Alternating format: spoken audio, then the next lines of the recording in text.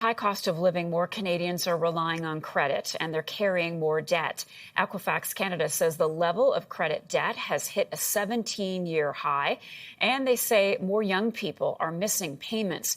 With me today is Rebecca Oakes, Vice President of Advanced Analytics at Equifax Canada.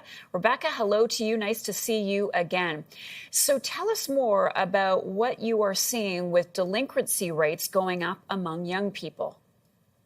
Well, we really are seeing missed payments rising across the board, across different products, in particular on credit cards, but we're also seeing it on mortgages, we're seeing it on auto loans, lines of credit, and it just is more, I guess, prevalent for younger consumers. We are seeing those rate of change in missed payments being greater for younger consumers. So by that we mean under 35 years of age. And so that really is a bit of a concern for us right now.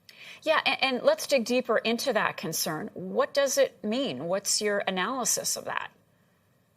Well, I mean, missing payments obviously has a direct impact for the individual. It's quite a stressful experience to not be able to make those payments that are expected on your credit commitments. It can damage things like your credit score, and it really gives a bit of a overview of kind of what's happening out in the economy right now. Now, some of this we believe is linked in particular to rising unemployment among younger consumers. We are seeing those levels rising in terms of not being able to get a job or losing their jobs. But it is, just generally economically a worry when we start to see missed payments and reductions in payments on credit commitments. Another group that has been struggling is first-time home buyers. There has been a drop in interest rates, and we understand that there could be more to come. What barriers are home buyers still facing, Rebecca?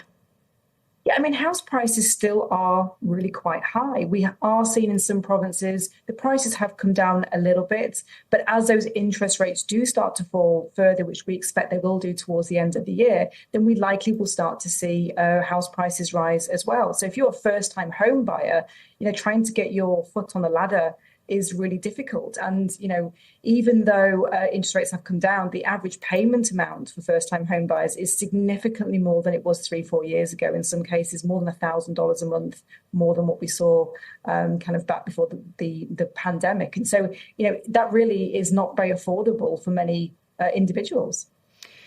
So let's talk about where this goes then. And I want to circle back to young people. Rebecca, what is your advice or what are your thoughts around young people who are missing those credit card payments? As you say, it can impact your credit rating down the road. Yeah, and it is a tricky time. We always talk about budgeting. We always talk about there's lots of organizations out there that can help you kind of if you don't know where to start with budgeting. The challenge we really have right now is that if unemployment is increasing, that's more of a shock factor. That's more something which isn't easily fixed with budgeting. So I think if you are finding yourselves just not able to make those payments and you are still employed, which is fantastic news, it's just about looking at your incoming dollar amount and looking at your expenditure and trying to figure out really how you can balance those things to keep making the minimum payments, at least on your credit card, although we obviously encourage you to pay as much as you can. Rebecca Oakes is Vice President of Advanced Analytics at Equifax Canada. Thanks so much for being with us.